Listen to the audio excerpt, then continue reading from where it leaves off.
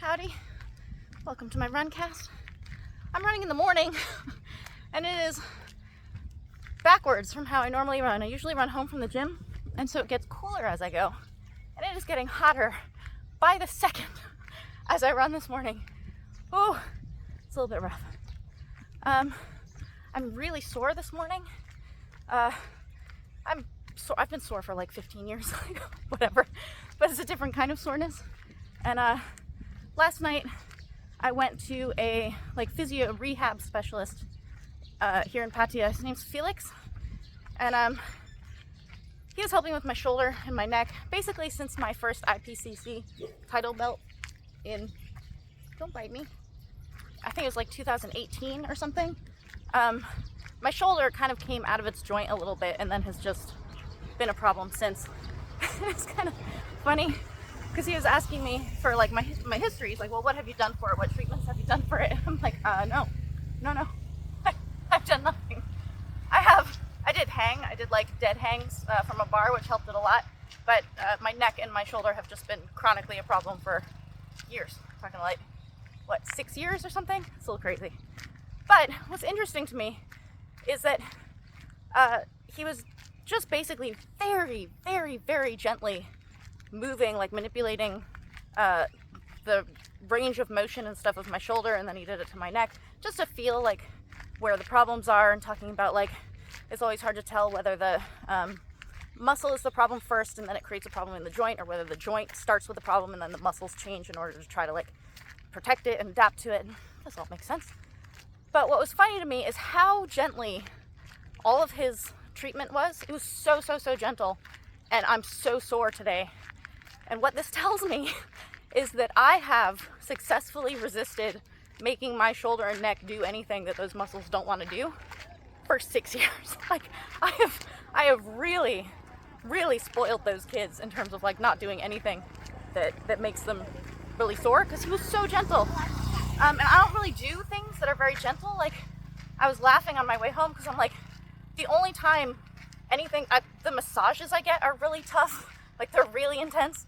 And then like clinching, like anytime I have physical contact, it's always like this very intense. Like there's no gentle contact other than Kevin. Like Kevin is the only gentle contact I have. And like, oh man. I always get very hard massages because like I really need people to get in there. And I've had massage done on my shoulder, but not like specifically for it. Just kind of like, it's a little bit knotted. Can you kind of work on these things here? And there's this line from The Usual Suspects, right, where Kevin Spacey's character is like, the greatest trick the devil ever pulled is making people believe he doesn't exist. Well, I believe in the devil, and the only thing that scares me is Kaiser Sose. Like, this is me, but with my masseuse. So like the woman who owns the massage shop that I go to, her name is Lemon, and she doesn't work with me all the time, but she always instructs the women who are massaging me. She's like, she's not going to do it really hard, like make sure you really get in there. And they go hard, like it's pretty intense. But Lemon makes me cry. Like sometimes Lemon comes in and will like spot treat me for literally like 10 minutes, but she'll come in and she'll work on my elbows or my shoulder or something like this. And like I have this, like someone's 25% of my body weight bigger than me. I'm getting elbows thrown to my face, like fighting champions, whatever the thing is. I'm like, what fucking ever? Like split my shin open. I don't care. Stitches. I don't care. I don't really need the anesthetic for him. Like all this stuff. But when I hear Lemon come into the room while I'm getting my massage and she's like, Sawati ka, Sylvie, like I totally get into like a cold sweat and like feel like I'm gonna cry. And it's just that it's very intense. It's very, very painful, but I always feel better on the other side of it. It's like, medically helpful, even though it's not enjoyable in any way. Like my massages, I don't get for the enjoyment of them. I get them for like, health structural reasons. But it was pretty incredible that Felix was able to get the same effect, or I was able to see through what gentle manipulation he was doing. So gentle, like stuff that I literally could just stretch my shoulder, and he showed me how to do this. Make it do a little bit of work, maybe, is what I should have been doing this entire time. I kind of make fun of people who, I have a video on YouTube in case you guys don't know this, about how to treat your shins after they get dinged up and get like knots on them and stuff after fights. You have to use hot water massage to like drain that out. And I kind of laugh at people because a lot of Westerners, one, they don't know, so it's not really their fault, but like once you tell them and they don't do it, it's this thing where they're like, I've tried nothing and it's not getting better. Oh my God, that's kind of how that goes. Like, you have to kind of treat it. And my clinch partner at Tapia's gym, Bank, he'll get knots after his fights and he's too lazy to treat them. Like, he doesn't want to do the hot water massage on them, so his shins are just sore for like a month. And then he's telling Tapia, oh, I can't train, I can't kick because my shins are sore. And he's basically using that as an excuse to not have to train hard.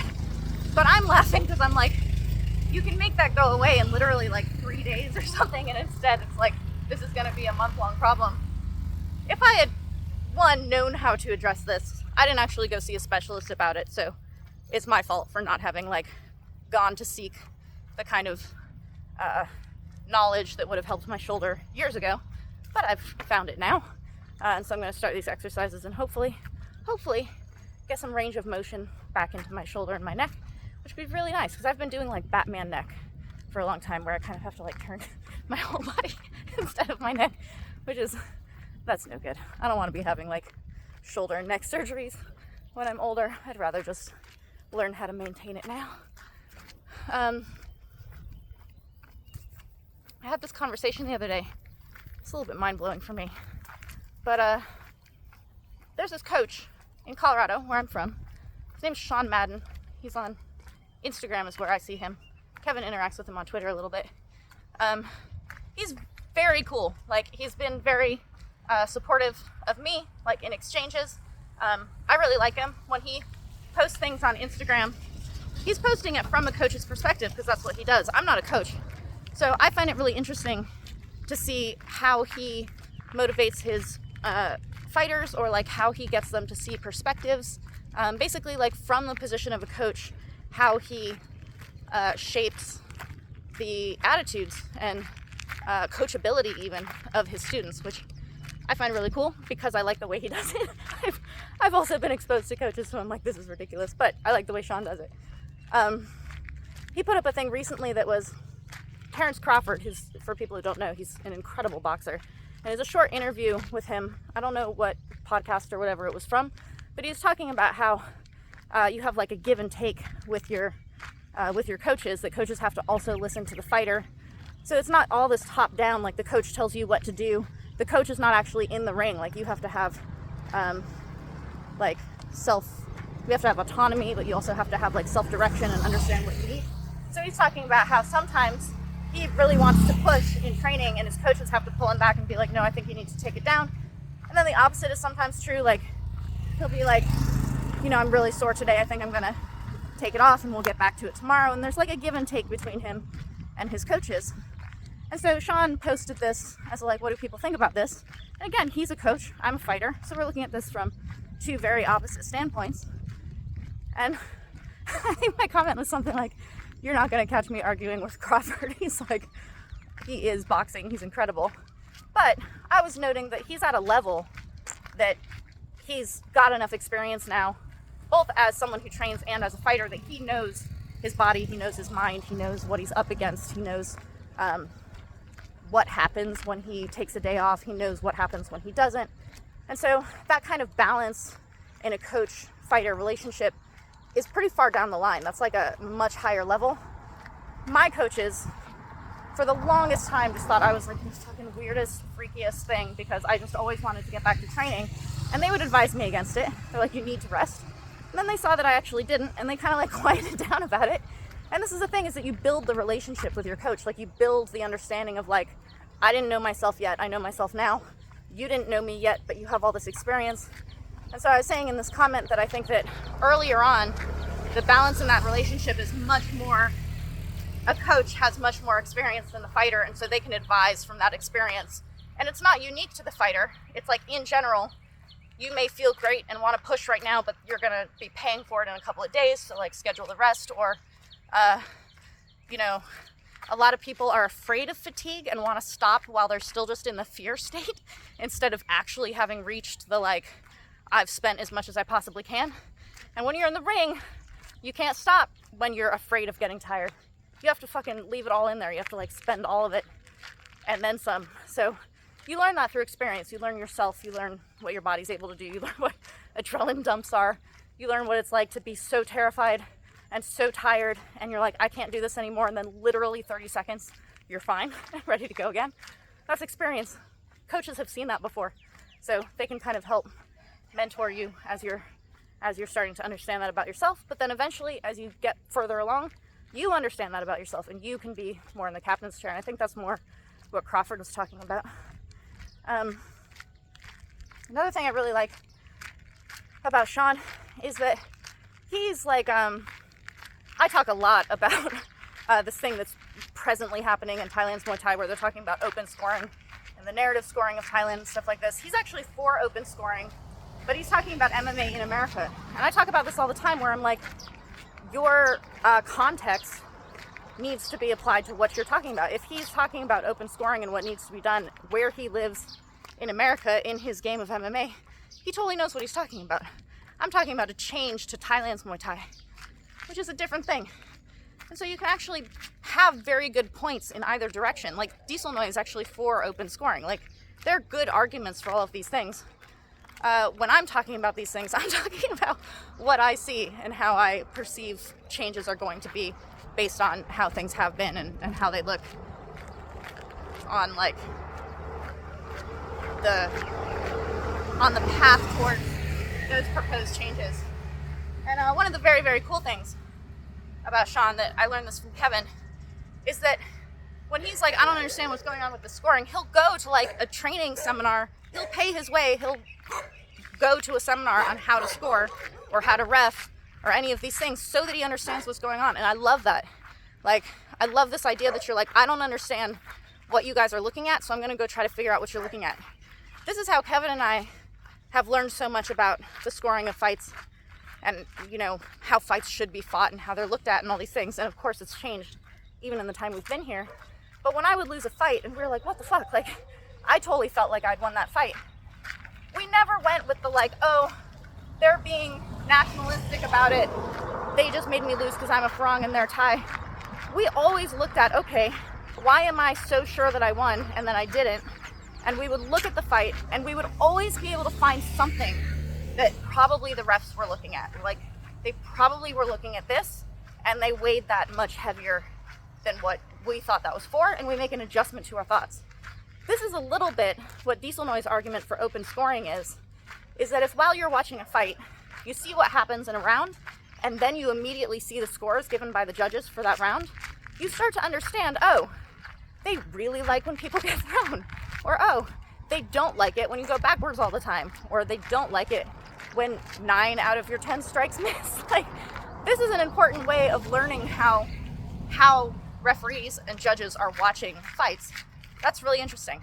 And I think in that way it would really be helpful. But that's on a like educational watching at like a seminar, having people give how they're scoring something. That would be very informative. But I feel like it's going to change the way people fight in a negative way, in a way that's not going to be great for Muay Thai. So I was just talking to Sean recently because he contacted me about one of my run casts. And I have to say, I really am honored and appreciate that he listens to and watches these, because you have to actually watch the whole thing to pick out this thing that I was talking about in that run cast. Like, you can't have watched the first minute and turn it off and know what I was talking about. Like, it's like this, like deep into the run cast is what I'm talking about. You have to watch the whole thing. So I really appreciate that he's actually watching my long babbling run casts in order to know what I'm talking about. That makes me feel really good. I feel very honored by that.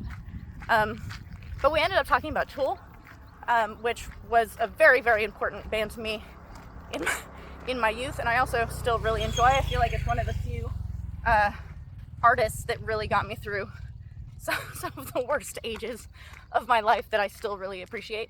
And I was realizing in talking to him, and I think I knew this before, but I was kind of like reminded of it, that part of what I love so much about them is that the way that they present their art and the way that they write their music and the way that they, put together, this is back in the day when there were like CDs with liner notes and stuff, is that they caused me to learn things. Like a lot of stuff that I discovered that is really valuable to me, I discovered through that band. So when I was living in New York for college, I was able to go see an Alex Gray exhibition, which I only knew about Alex Gray because of them.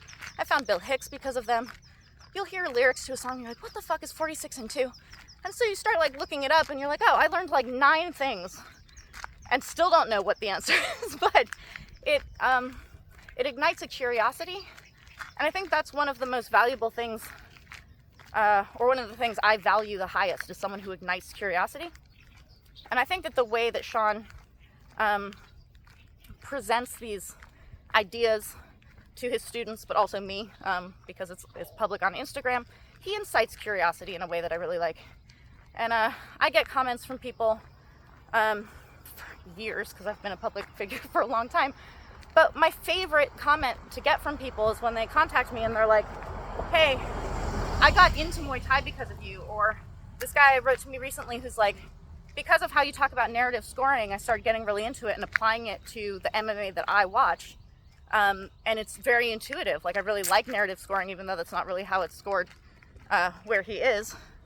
But basically, like, being the impetus for curiosity in people, to me, is like the greatest compliment. It makes me really, really happy if someone's like, I discovered Karaha because of you, or I got way into Muay Thai because of you, or I started watching Golden Age because of you.